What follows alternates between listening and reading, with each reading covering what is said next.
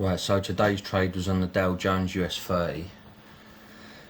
So daily perspective, big bearish move down, but generally the market has been up. It's been making higher highs, higher lows. Yeah, we did break structure to the downside, but don't forget I trade what I see at the time of day that I'm trading. So you got this bullish engulfing order block here on the daily. I'll just draw that so you can see. Yeah, so once we made that, we know we can test down within this and find a buy potentially if we're looking at going back bullish, or at least taking a bullish trade. I'll skip through the other time frames because they're a bit messy, but I was looking at the hourly, and when I was looking at the hourly, order flow was bearish, very strong bearish order flow here. You got bearish, bearish, bearish, but if we look over to the left, what we've got is 1, 2, 3 points of liquidity. Obviously, when you've got this liquid point, this wick didn't take it, this wick didn't take this one or this one. So potentially you've got 3 lots of stop losses there for anyone trying to catch this move up and take these highs.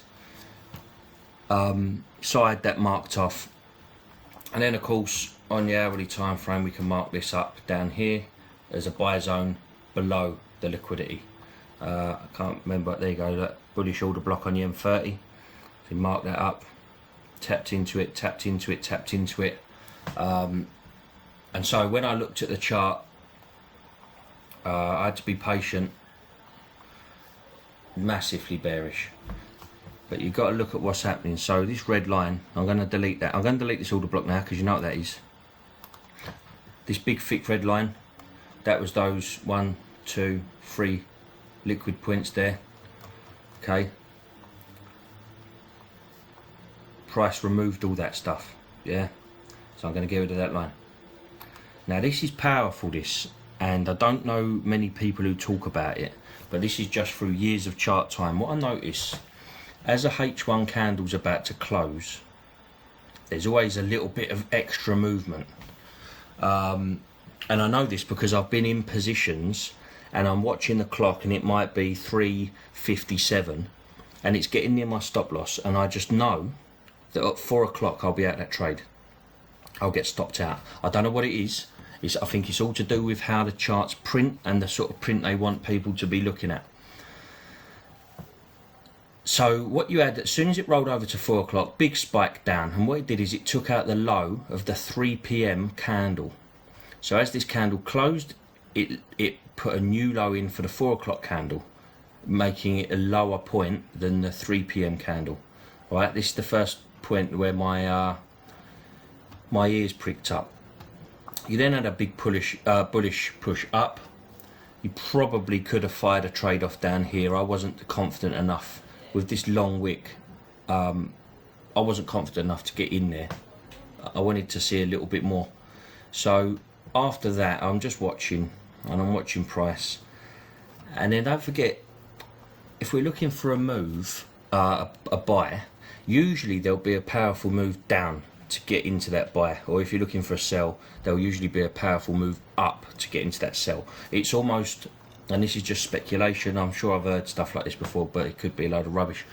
It's almost like they bully price to a really significant spot so that they can get in, and then they start getting their orders going.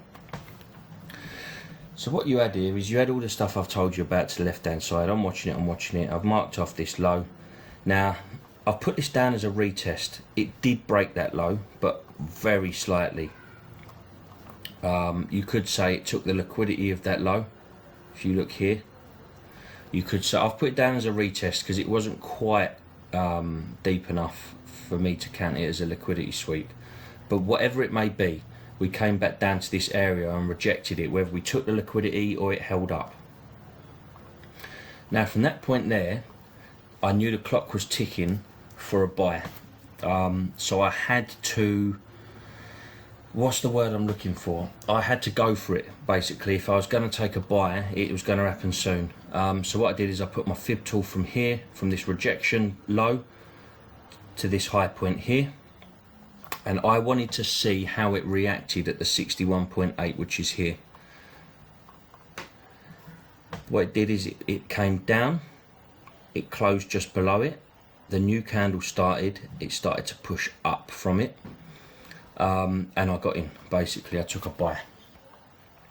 Now I'm in drawdown at the moment, so my targets are lower, just to try and bank some money. I'm not out at the moment to be making lots of bucks, although this is annoyingly an R6 right now.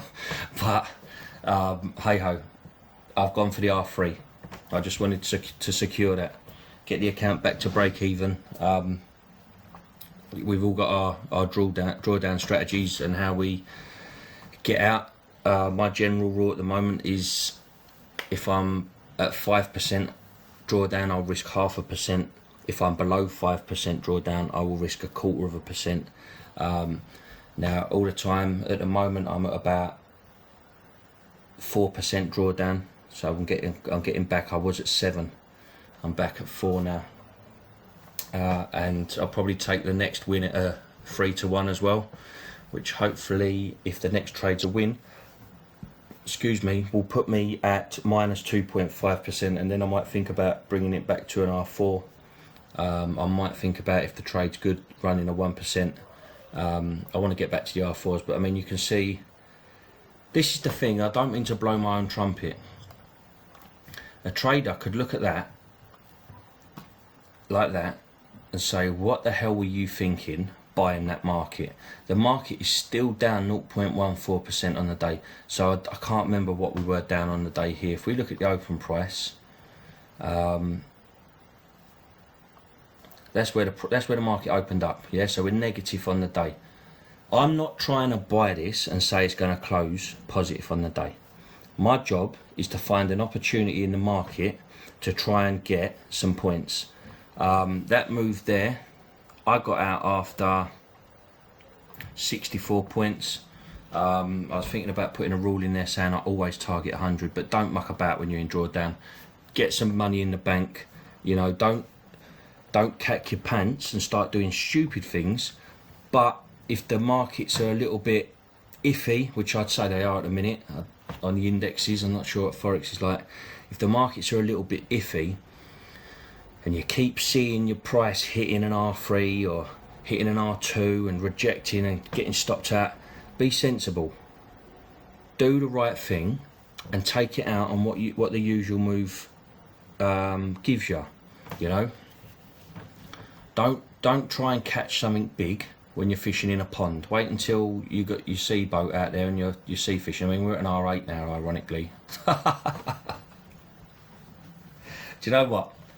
It doesn't matter, because I've made gains today. That's a risky trade. It's not like it was a perfect setup and I pooed myself and got out at a 3. You know, this is sideways. This is what I'm fighting against.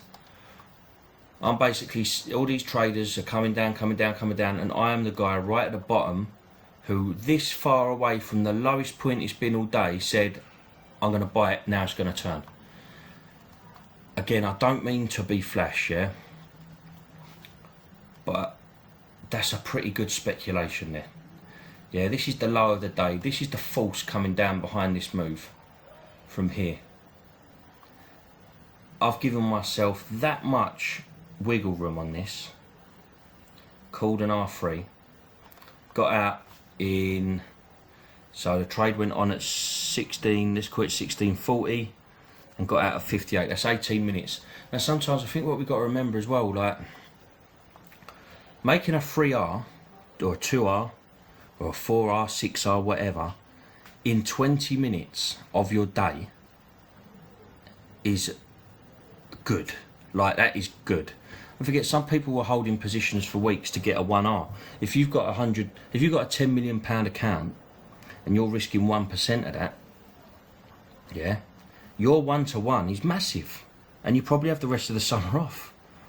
But we haven't. We've got little accounts. So what happens is we end up becoming, in my opinion, much better traders if we can hold it together, because we're targeting 3-to-1s on a daily basis, 4-to-1s for me. That's really good. Like, that's really good if that's the targets. You know, it's a lot more aggressive than I'd say the majority of traders that do this professionally. But anyway, I'm waffling now. There's the trade you can see there, got out at a 3, dragged that right the way to the top, it's at a 7.8. You know, like realistically, let's have a look. I just did a flatline 3, let's have a look, and I'll be honest at what a sensible target would have been here. First thing I'll look at is when the stock market opened at 230, where was that? Up here. That's the stock market's high. I'd say there's no liquidity really here. Let's see what we got in the way of inefficient prices. So we've got this one down here, which would have been useless. We have got an inefficient price here. Go down to the 30-minute, nothing. 20, nothing. 15-minute, nothing. 5-minute. That got filled in. This got filled in on the way down. Now, really, you'd like to think this could run to here, but don't forget, if we get our fib tool, find the 50% of this range, we're now in discount price zone, so you might find that we're getting sellers now coming in off of order blocks like this. That one's been breached, so we can rule that one out. Or, there you go, that order block there. It's in discount price, it's bearish on the day, it is arguably trended down, but now order flow is bullish, so you'd have to take that into account if you was a seller.